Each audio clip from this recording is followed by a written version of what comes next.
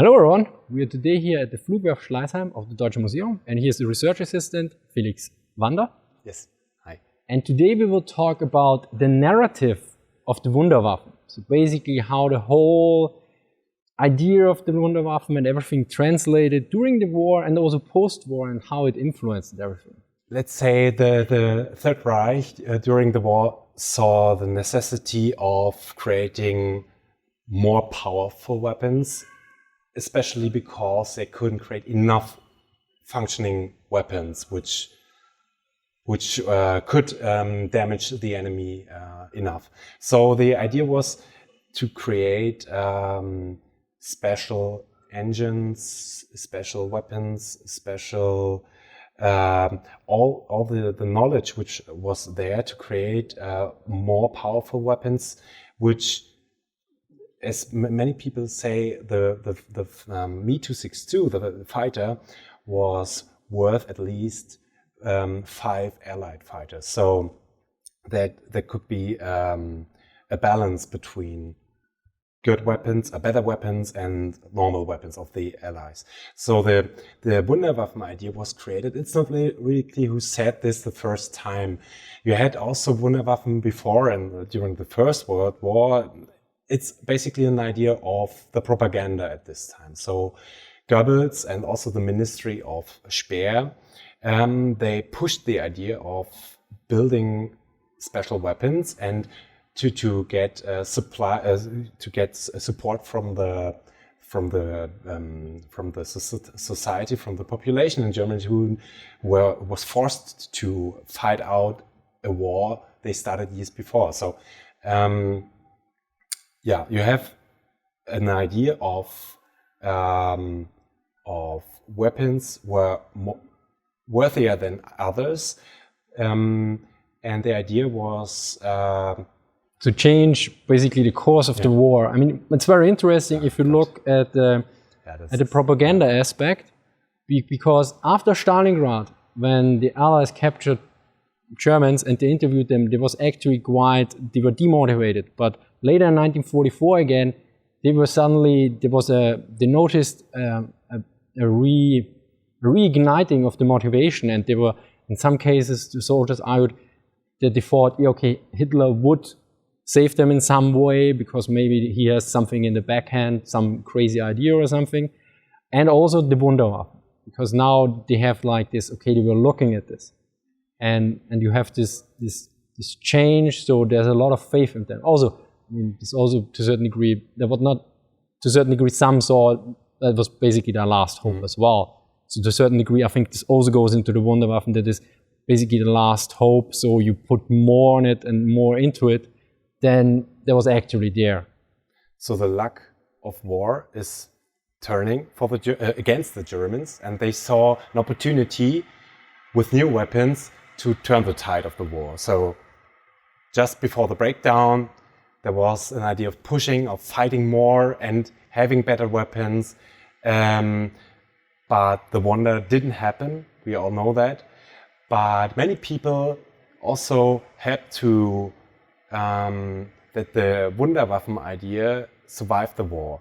So many technicians or military personnel, Luftwaffe staff, and as manufacturers, they all saw their technology as their best. There was a huge competition after the war between Allied and German technology, and also the technology between the German manufacturers.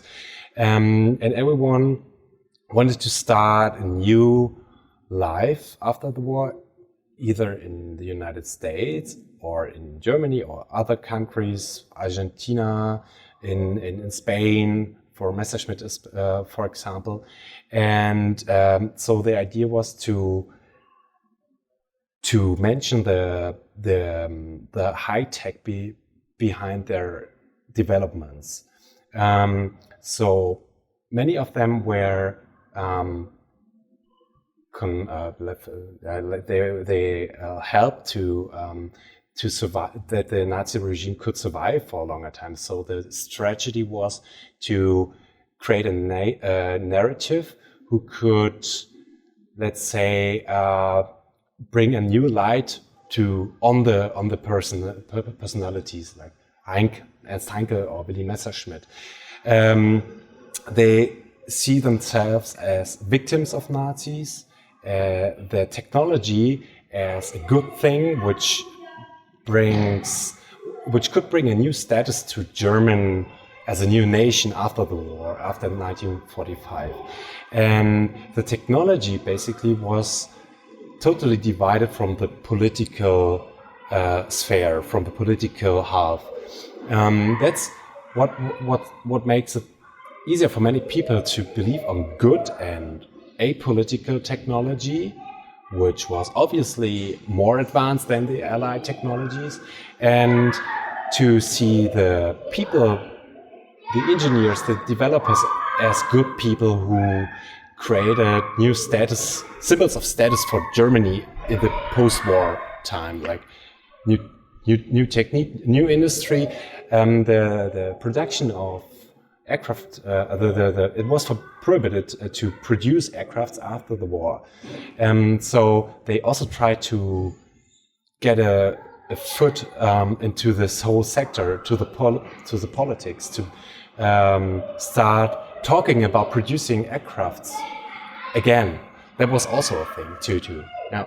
And this is a very interesting aspect. This focus on just technology, for instance, and away from politics, because it's very interesting. Because if you look at the German military, especially the army, as it saw it before the war, and also sometimes during the war, they always said, "Okay, politics is not about us." They always focus on the operational side and not usually on the grand strategic side in comparison to other countries. So this seems to be more of a general line in German society at this point, that you get, okay, I just concern myself with technology, I just concern myself with military aspects, and so this division between these aspects, or just focus on this professionalism to a certain degree, which is actually quite interesting, because you could argue, of course, after the war, this is to distance oneself from the Nazis, but we know for the army it was already before the war. And this is actually a quite interesting aspect, this fragmentation to a certain degree that happens there.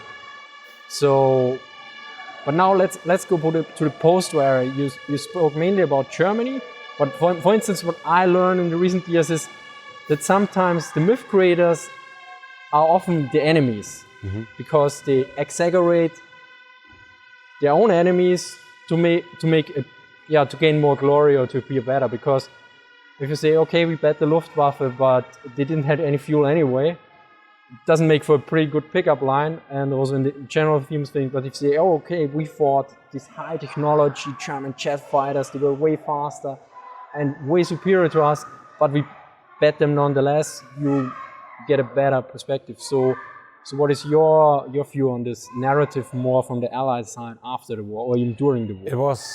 It happened like you said. Many US investigators or British investigators who came to Germany, of course, they discovered many new technologies which they couldn't sort in, or which they needed to investigate on. So it was totally new for them to see this huge spectrum of technology for the countries, especially Britain and also the US, which hadn't been occupied by the Germans. It was also the perspective that it was very close to have won the war. So they defeated Germany, which was superior in technology, but it was very close. And this kind of storytelling was very popular after the war, mixed also with theories about Hitler. Did he survive? Are there some Nazis somewhere in South America? It was a huge complex of theories and of misinformation also. So, but as you said, military people, especially Allied pilots, maybe they saw themselves as the lucky ones who survived these technology artifacts. Yeah. You mentioned about the inspectors and the people coming there and looking at this technology. Were these like high-end engineers that worked in the aircraft industry in the United States or Great Britain, or were these more or less, let's say, more laymen or more regular engineers? Because I guess there's a difference if like a person who only worked on piston engine aircraft comes now and sees a 262 or 163, and for them it's quite a marvel, whereas one that actually worked on a jet engine himself was like, okay, yeah, well, that's interesting. Yeah, okay, we made this a bit different. So who were these people more or less? Of course, you had a lot of like usual soldiers who discovered deserted airfields and saw some prototypes which they couldn't name. But you also had special investigators who were engineers and who had a high-ranking officers' ranks, and they discovered, of course, these technologies, and they wrote reports to the government, to Churchill, to Patton, to generals, of course, in the first instance, and then to the government, and it was like a chain of reports mentioning Germany and the danger behind it during the war, of course, to put some pressure on Germany to defeat it as quick as possible, and also after the war to bring up the story that if Germany had more time, like 1 or 2 years more, their technology would have been more advanced and more dangerous than it had been in 1945, and maybe couldn't be defeated at this time. Maybe you've heard about the slogan Luftwaffe 1946. It's very popular about all the projects and the designs and the prototypes which were never built, never flew, but there are whole databases on websites and certain books. Everything is colored, everything looks accurate and flyable, but all these images are still existing, and they reproduce the image of Germany having a huge spectrum of Wunderwaffens in the backhand. Yeah. Yeah, and we know nowadays when we look closer at it, the thing is, a narrative is only as good as the foundation, and the thing is, the foundation for the Wunderwaffen was rather weak. There was not enough fuel, not enough manpower, not enough rare materials, not enough noble metals, everything to boost this everything. You had a lack of engineers and everything else. So Luftwaffe 1946 was basically, a castle in the sky, which would never have been, because there was no substance left basically in Germany to create everything, I would say. But it makes for a good story. And it's an interesting idea. Yeah. It keeps up the imagination about possibility. Alternate history and everything. Yeah, I see the appeal sometimes, because when you read it, I think I read many years ago on a web page, and supposedly one Allied officer or someone reported, like, if the war would have taken a few months longer, I don't know how would we dealt with it or something, because he saw something apparently. I was like, okay, that sounds pretty scary, but then I looked up all the other data, and it's like, well, unless they created something that could be basically created out of thin air and work and fight properly, you can't build this stuff without a proper industry, without all the infrastructure and everything around it. So that's the main point. Yeah, but as you mentioned, these kind of quotes, mostly these are only short quotes. You can find them in so many post-war literature, and they are reproduced and reproduced again, that also the image or the imagination of German Luftwaffe as being superior still survived and lives on in many minds. That actually reminds me of one aspect of a horror author, H.P. Lovecraft, and many people note that his stories are so powerful. because he never describes the horror. And you also have this in horror films, that very early on, usually you don't see what is happening. So because your imagination is usually stronger or more terrifying than the monster or whatever itself. So like it's undescribable, so you can't put it in words or something. So probably these very short quotes with these scary messages, or then you could put it scary, and then if you see the original report and put it into context, it was very, oh, this was the sentence before and this was the sentence, yeah, okay, now it sounds, okay, this is quite comforting, whereas if you take only one sentence, it's quite discomforting and your imagination starts to run. A very interesting aspect, yeah. And I think regarding the example of Germany defeating the US, for example, or Great Britain, you have these alternate history scenarios of Germany fighting against the US troops over North America. These things, they could happen, but they didn't happen. And it's a different, I think it's also the mixture of, you see what Nazi Germany did in Europe, in Eastern Europe, in Russia, for example, and you transfer these images of the singularity of German Nazi crimes to other countries, to other parts, which could have been, or which could have felt the horror of these crimes, but they wurden verschont. Also they were spared by these Nazi crimes. That was what also helps to think about it, and about also in times, especially post-war, during the Cold War, when you had the bloc system again, you had an enemy, and you have a danger somewhere on the other side of the world. But this could happen again, maybe. Just think about the isolation of North America, of the United States, about the perspective of being bombed by long-range bombers or by missiles. So that's also what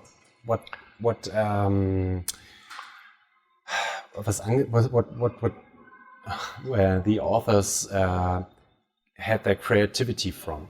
Yeah, I mean, it's quite interesting that you mentioned this no direct relation to the Nazi crimes, and I think to a certain degree describes this whole aspect. If you look from sometimes from the United States, the view on it's more like in a wake home a bit. It's like they look at this engine, at this technology, and also at the crimes and everything, because they were, that's a very good point, they were never directly touched. Yeah. And as such, it feels kind of off to a certain degree.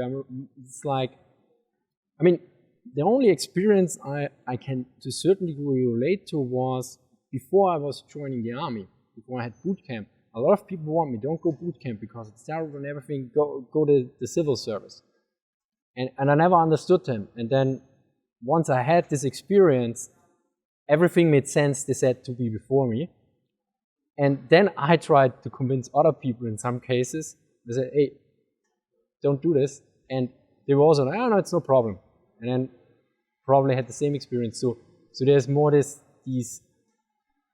there's no direct relation or no strong connection in a way, because it's more like a story around, and it happened to a certain degree, but you have a more, it's a completely different. It's also about thinking about how lucky we could be, or we are actually to be spared, and to, I mean, look at the Amazon series, The Man in the High Castle. It's a huge thing, and comes from an author back from the 60s, like Philip K. Dick, was very popular in writing dystopian stories, but the demand on these series, for these series, to look at, as we said, the horror, which didn't happen in North America, but happened somewhere else, and to be the lucky ones who live in a free society, free speech, free medias, and see the black side of it, the other extreme. This is an interesting mind game, I think. Yeah. It's very interesting. Yeah. Anything to add? Maybe think more about the whole thing, not just the technique, the beauty of these airplanes, but also look deeper. Who built these airplanes? Where? These weren't just high-tech factories or high-trained engineers who built these wonder weapons. These were mostly, and the whole spectrum was like this. The whole aviation industry in Germany, they were mostly slave workers or concentration camp workers. So that's the thing behind the high tech, who was built basically by untrained and uneducated workers from all over the world, from all over Europe, in Germany. So, thank you very much for the Thank talk. you. And thank you very much to the Deutsche Museum Flugwerft Schleißheim. Thank you for watching and see you next time.